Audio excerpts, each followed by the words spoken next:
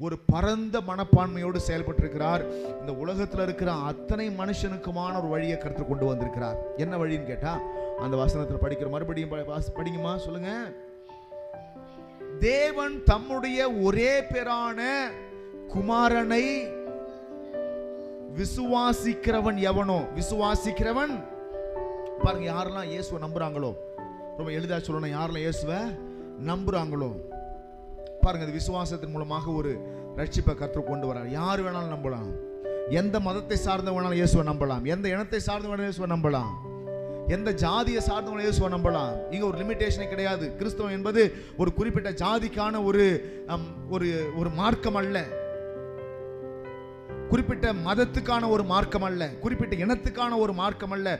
உலகத்தில் பிறந்த எல்லா மனுஷனுக்குமான ஒரு மார்க்கம், ஒரு வழி. பாருங்க, அப்ப என்ன சொல்றாரு அப்படின்னா, அவருடைய குமாரனை விசுவாசிக்கிறவர்கள் எவர்களோ, எவனோ, யார் வேணாலும் என்ன செய்யலாம், நம்பலாம். யார் வேணாலும் நம்பலாம். ஏன் நம்பலாம், எதற்கு நம்பணும்? படிங்க. எதுக்கு நம்பணும்? தம்முடைய ஒரே பேரான குமாரனை விசுவாசிக்கிறவன் எவனோ அவன் கெட்டு போகாமல். எல்லாம் சொல்லுங்க, கெட்டு போகாமல். இந்த கெட்டு போவது என்பது ரெண்டு இடத்துல நடக்குது. ஒன்று, உயிர் வாழும் பொழுதே சில பேர் கெட்டு போயிடுறாங்க, சில பேர் மரணத்துக்கு பிறகு நரகத்துக்கு போயிடுறாங்க. அதுவும் கெட்டு போவதில் தான். கெட்டு போவதுன்னு சொன்னா ரெண்டு இடத்துல நடக்குது. ஒன்று, உயிர் வாழும் பொழுது என்ன செஞ்சிடறாங்க, கெட்டு போயிடுறாங்க. எப்படி கெட்டு போயிடுறாங்க? நல்லா வாழ்ந்த குடும்பம் பாருங்க, ₹1 வழி இல்லாத ஒரு தரித்திர நிலைமைக்கு போய்விடுகிறது. நல்ல சுகமா இருந்த மனுஷன் வியாதியினால பாதிக்கப்பட்டு மரண படுக்கையில போயிடுறான். நல்ல சந்தோஷமா சமாதானமா வாழ்ந்த குடும்பம் பிரிந்து கிடக்கிறது. வாழும்பொழுது எனக்கு கெட்டு போயிடுறாங்க.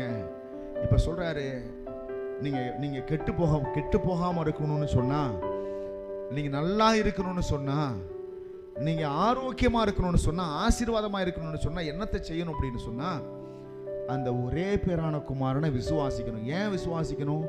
கெட்டு போகாமல் இருக்க விசுவாசிக்க வேண்டும். ஆமென் சொல்லலாமா? எல்லாம் சொல்லுங்க, கெட்டு போகாமல் இருக்க விசுவாசிக்க வேண்டும்.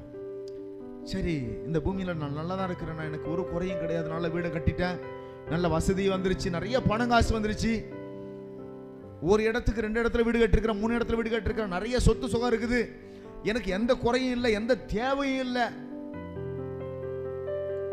நான் ஒன்றும் கெட்டு போகலை, நான் ஒன்றும் கஷ்டப்படலை. அப்புறம் நான் ஏன் இயேசுவை நான் வணங்கணும், நான் ஏன் இயேசுவை ஏற்றுக்கொள்ளணும்? சில பேர் அப்படி நினைக்கிறாங்க.